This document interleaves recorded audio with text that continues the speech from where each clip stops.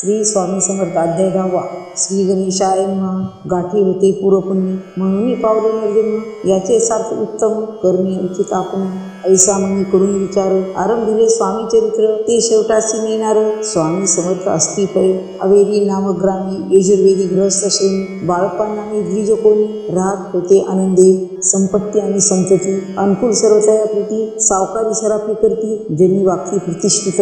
20 वर्षांचे वय झाले, संसाराचे उपगले, सद्गुरु सेवेचे दिवस आले. मती पालटली तयांची, तरी संसारी वर्चती, तरी मनी नाही शांती. योग्य सद्गुरु अपना प्रती, कोठे आता भेटले. उंच पक्वानी स्वर्ण ताटी, भरून आपणा पुढे येती. पाहुणी स्वप्नी ऐशी गोष्टी, उल्हासले मानस. तत्काळ केला निर्धार, सोडावे सर्व घरदार.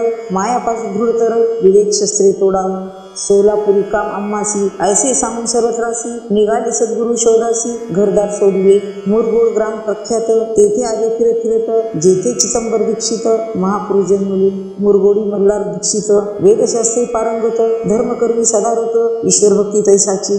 परितयाने संतती, म्हणून या उद्विग्न चित्ती. मग शिव आराधना करती, कामना चित्ती धरून. 12 वर्षे अनुष्ठान केले शंकराचे पूजन. सदाशिव प्रसन्न होऊन वर देतयांसी. तुझी भक्ती पाहून संतुष्ट झाले माझे मन. मी तुझा पुत्र होईल, भरोसा पूर्ण सावा. ऐकून यावरासी आनंदले मानसी. वार्ता सांगता कांतेशी, तेही चित्ती तोषली. 9 मास भरता पूर्ण, कांता प्रसवली पुत्ररत्न. मल्हार दीक्षिते आनंदरी, संस्कार केले यथाविधी. चिदंबर नामाभिधान ठेविले तया लावून. शुक्ल पक्षे शशी समान, बाळ वाढू लागले.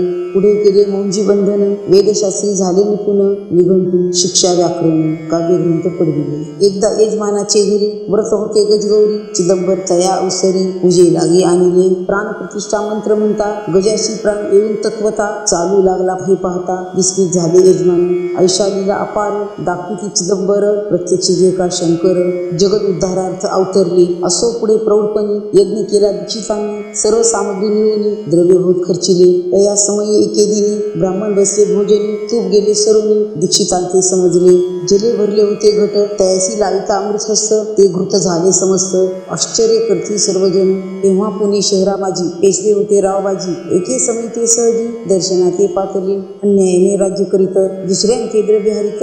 यामुळे जन झाले त्रस्त, दाद त्याची लागेना. तयांनी हे ऐकून मुरगोडी आले धावून. म्हणती दीक्षितासी सांगून, दाद आपुली लावावी. रावबाजी वृत्तांत कर्णोपकर्मी झाला श्रुत. म्हणती जे सांगतील दीक्षित, ते अमान्य करवेना. मग दीक्षितांची निरोप पाठविला, आम्ही येतो दर्शनाला. परी आपण आम्हाला त्वरित निरोप देईजे. ऐसे सांगता दीक्षितांप्रती, तयावेळी काय बोलती. आता पालटी तुझी मती, त्वरित मागसी निरोप. ओपला तुझवरी ईश्वर, जाईल राज्यलक्ष्मी सर्व.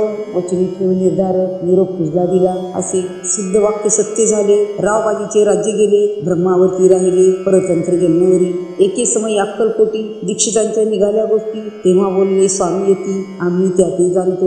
यज्ञ समारंभाची अवसरी, आम्ही होतो त्यांचे घरी. तूप वाढविण्याची कामगिरी आम्हाकडे तै होती. महासिद्ध दीक्षित, त्यांचे वर्णिले अल्पवृत्त. मुरगोडी बाळपा येत, पुण्यस्थान जाणून. येथे ऐकले वृत्तांत, अक्कलकोटी स्वामी समर्थ. भक्तजन तारणार्थ, येथे रूपे प्रगटले. ती श्री स्वामी चरित्र सारामृत, नाना प्राकृत कथा संमत. सदा परिसर प्रेमळ भक्त. दशमाध्याय गोड हा. श्री स्वामी राजा अर्पणस्तु. शुभम भवतु शिरस्तु.